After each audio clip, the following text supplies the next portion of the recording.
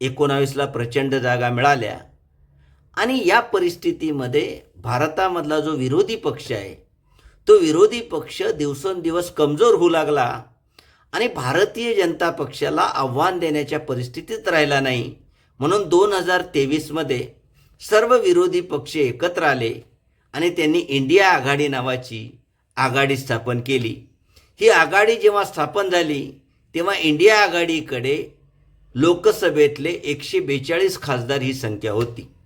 मग 2024ची जी लोकसभा निवडणूक झाली, या 2024च्या लोकसभा निवडणुकीमध्ये इंडिया आघाडीने एकजुटीने निवडणूक लढवल्यामुळे त्यांच्या जागा 142 वरून 230 पर्यंत वाढल्या.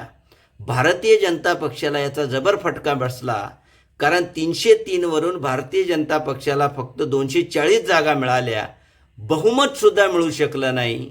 आणि इंडिया आघाडीची जर अशी एकजूट राहिली तर भविष्यामध्ये भाजपच्या राजकारणाला धोका निर्माण होऊ शकतो. कारण याचं उत्तम उदाहरण घ्यायचं असेल तर भारतीय जनता पक्ष सरकारने जे डिलिमिटेशन कमिशन महिला आरक्षण विधेयक लागू करण्यासाठी मांडलं होतं, तर इंडिया आघाडीच्या एकजुटीमुळे हे विधेयक नामंजूर झालं.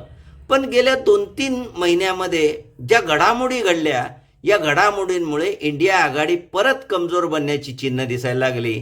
त्याच्यामधली पहिली घडामोड म्हणजे तामिळनाडूची निवडणूक.